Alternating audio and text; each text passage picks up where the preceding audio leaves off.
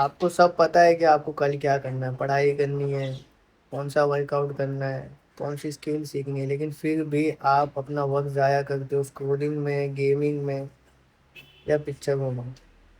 आप ये सब इसीलिए कर रहे हो मेरे भाई, क्योंकि आपका जो ब्रेन है वो हमेशा कंफर्ट को चूज़ करता है ओवर ग्रोथ। इन फिकर नॉट, आज की वीडियो में मैं आपको इन डेप्थ गाइड देने वाला हूँ कि कैसे अपने ब्रेन को रिप्रोग्राम करें हार्ड थिंग्स करने के लिए। ये वीडियो बहुत ज़्यादा इंपॉर्टेंट होने वाली है। अगर सच में हार्ड थिंग करना चाहते हो, सच में अपनी लाइफ में नंबर वन बनना चाहते हो, तो वीडियो एंड तक देखो फुल स्क्रीन करके। कोई सजेस्ट वीडियो नहीं देखनी, कोई कमेंट नहीं पढ़ना। मैं बस चाहता हूँ आप पूरे फोकस के साथ इस वीडियो को देखो। मेरी गारंटी है कि वीडियो के एंड होने तक आप पूरी तरीके से सीख जाओगे कि हार्ड थिंग्स कैसे करते हैं। पार्ट वन है why your brain hates hard things. आपके ब्रेन का एक सिंपल मिशन है, एनर्जी बचाने का। हर वक्त वो आपसे यही कहता है कि ऐसा कौन सा काम है जिसमें हमारे एफर्ट्स कम लगे और जिसमें मेरा यूज़ कम है। ब्रेन तो हमेशा यही चाहता है, इसीलिए लोग हमेशा कंफर्ट को चूज़ करते हैं ओवर ग्रोथ। या तो उनको चीज़ें चूज़ करनी पड़ती है, या वो पढ़ाई करे, या तो फिर वो नेटफ्लिक्स देखे, वो अच्छे से सोए, या तो वो लेट नाइट वीडियोस देखे, गेम खेले। ये सारी चीज़ें चूज करनी पड़ती है उनको जब उनका ब्रेन वो कंट्रोल नहीं कर रहे होते हैं, या हमेशा वो लोग ने कंफर्ट ही चूज किया होता है ओवर डिस्कम्फर्ट। क्योंकि जब आप डिस्कम्फर्ट चूज करने लग जाओगे तो धीरे धीरे धीरे करके आप सीख जाओगे कि हार्ड थिंग्स कैसे करते हैं, डिसिप्लिन बंदा कैसे बनता है, और कैसे लस्ट को, कैसे टाइम वेस्टिंग चीज़ों को अपनी लाइफ से एलिमिनेट करते हैं। ये सारी चीज़ें आप तभी सीख पाओगे जब आप अपने माइंड को कंट्रोल करना सीख जाओगे। और काफ़ी आसान है कंट्रोल करना मेरे भाई। जो जो चीज़ों से आपका टाइम कंज्यूम होता है हद से ज़्यादा, वो सारी चीज़ों को अपनी लाइफ से दूर कर दो। जैसे मोबाइल हो गया, मोबाइल को जितना हो सके अपने आप से दूर रखने की कोशिश किया करो। जब भी आप अपना कोई इंपॉर्टेंट काम करते हो, जब भी कोई ऐसा काम कर रहे हो जो आपके लिए बहुत ज़्यादा इम्पोर्टेंट है, तो मोबाइल को दूर रखा करो, सोशल मीडिया को कम कर दो, गेम खेलने को कम कर दो। तभी जाके आप धीरे धीरे करके हार्ड थिंग्स करना सीख जाओगे कि कैसे करते हैं मेरे भाई। नहीं तो लोग मोटिवेशन का ही वेट करते रहते हैं कि मुझे मोटिवेशन मिलेगा तभी जाके मैं अपना काम करूँगा, हार्ड थिंग्स करूँगा। लेकिन मोटिवेशन फेड हो जाता है, बहुत जल्दी फेड हो जाता है मेरे भाई। मोटिवेशन आपको नहीं चाहिए, आपको एक क्लियर माइंडसेट चाहिए कि मेरे को ये काम करना ही करना है, चाहे कुछ भी हो जाए। तभी जाके आप अपना काम अच्छे से कर पाओगे, हार्ड थिंग्स कर पाओगे मेरे भाई। तो मोटिवेशन का वेट मत करो, अपना माइंडसेट तगड़ा बनाओ, अपने माइंड को कंट्रोल करना सीख जाओ। जब आप कंट्रोल करना सीख जाओगे तो धीरे धीरे करके आप अपना सारा काम टाइम पे करने लग जाओगे, और जितने भी टाइम वेस्टिंग चीज़ें आप अपनी लाइफ में करते हो धीरे धीरे करना बंद कर दो। पार्ट टू है stop waiting to feel ready.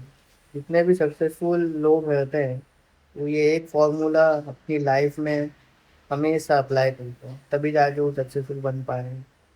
कोई भी चीज़ वो करते हैं तो उसमें उनको रेडी फील होने की ज़रूरत नहीं पड़ती। वो ये नहीं सोचते कि मैं जब रेडी हो जाऊंगा तब ये काम करूँगा। फॉर एग्जाम्पल है जिम जाना। जब तक आप जिम जाओगे नहीं तब तक आप एक ही जगह पे बैठे रहोगे और यही सोचते रहोगे कल जाऊंगा, कल जाऊंगा, कल जाऊंगा। लेकिन जैसे ही आप गए, आपने 5 मिनट वहाँ वर्कआउट किया, कैसे एनर्जेटिक बंदा फील होता है, कैसे उसको एकदम मूड रिफ्रेश हो जाता है, कैसे उसको मज़ा आने लग जाता है जिम करने में, अपनी हेल्थ का ख्याल रखने में।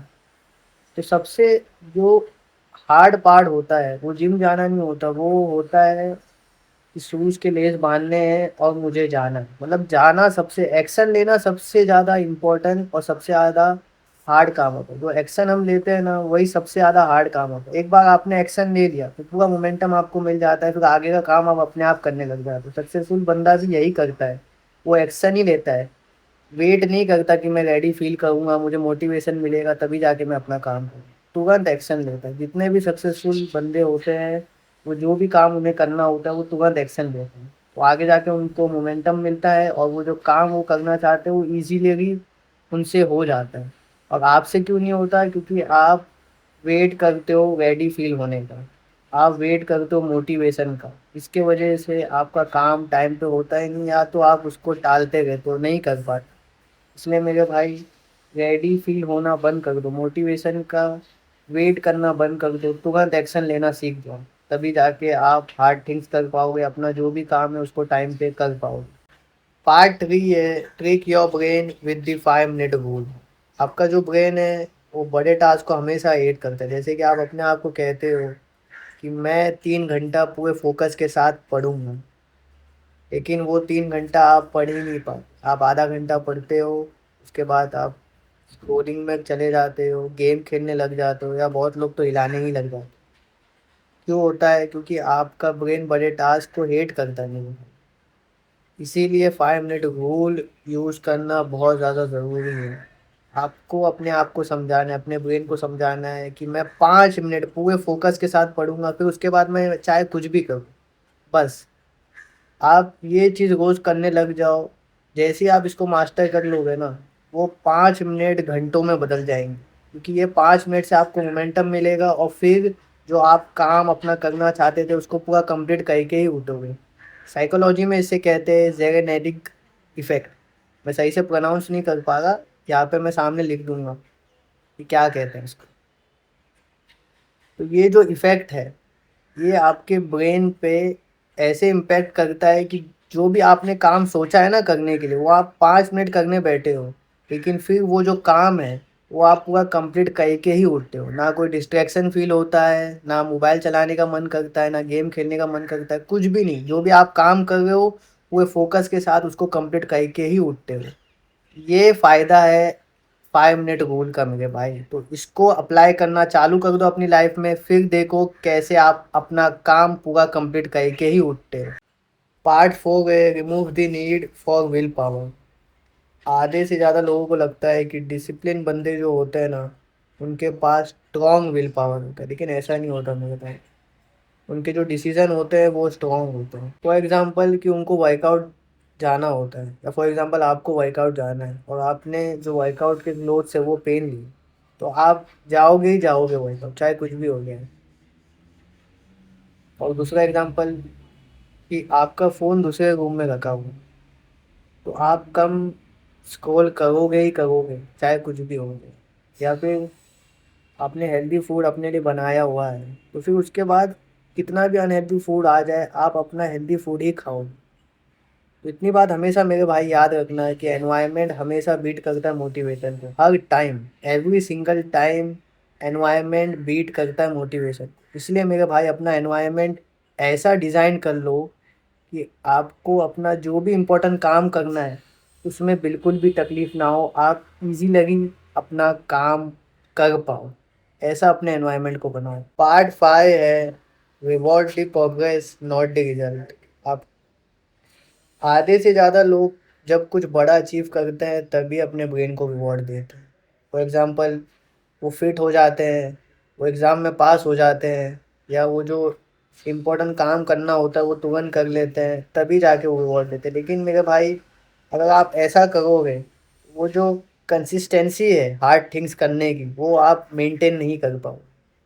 आपके ब्रेन को रिवॉर्ड सिस्टम बहुत पसंद है, रिवॉर्ड बिहेवियर बहुत पसंद है। छोटी सी छोटी चीज़ आप करो, आपको रिवॉर्ड देना आना चाहिए अपने ब्रेन को। चाहे आप 10,000 स्टेप कंप्लीट करो, चाहे आप अपना स्टडी सेशन चालू कर दो, चाहे आप जिम जाना ही चालू कर दो, छोटी सी छोटी चीज़ हो, आपको रिवॉर्ड देना ही है मेरे भाई। तभी जाके आप कंसिस्टेंसी के साथ हार्ड वर्क कर पाओगे। नहीं तो अगर आपको तकलीफ ही तकलीफ होती रहेगी, हार्ड वर्क करते रहोगे, कोई रिवॉर्ड नहीं मिलेगा, तो धीरे धीरे करके आप वो जो हार्ड वर्क है, वो जो हार्ड थिंग्स है वो अवॉइड करने लगोगे। क्योंकि आपके ब्रेन को मज़ा नहीं आएगा ये सब काम करने में।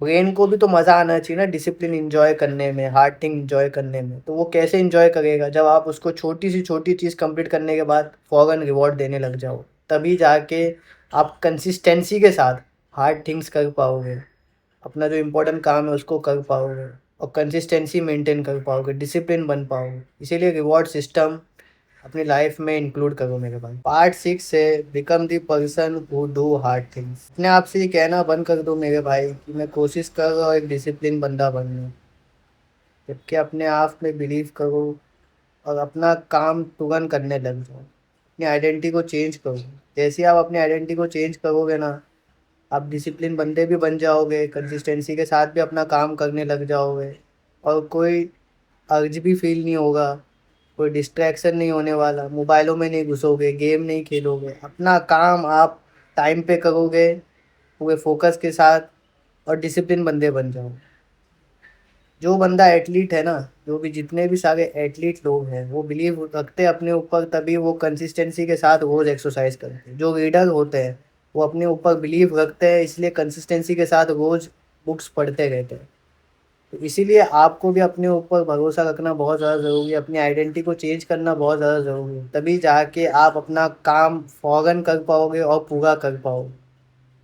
कभी डिस्ट्रैक्शन में नहीं फंसोगे, कभी अपना टाइम वेस्ट नहीं करोगे, डिसिप्लिन बंदे बन जाओगे, कंसिस्टेंसी के साथ अपना काम करोगे। लेकिन ये आप कब कर पाओगे, जब आप अपनी आइडेंटिटी को चेंज करोगे, फ़ौरन एक्शन लेने लग जाओगे, तभी जाके आप हार्ड थिंग्स डेली कंसिस्टेंसी के साथ कर पाओगे और डिसिप्लिन बंदा बन पाओगे। इसलिए अपनी आइडेंटिटी जल्द से जल्द चेंज करो मेरे भाई। ये जितनी भी सारी चीज़ें मैंने बताया, सारी चीज़ें अपनी लाइफ में इम्प्लीमेंट करो। थोड़ा टाइम लगेगा आपको हार्ड थिंग्स रोज़ कंसिस्टेंसी के साथ करने में, क्योंकि आप अभी काफ़ी ज़्यादा डिस्ट्रैक्टेड हो, काफ़ी ज़्यादा टाइम वेस्ट कर रहे हो।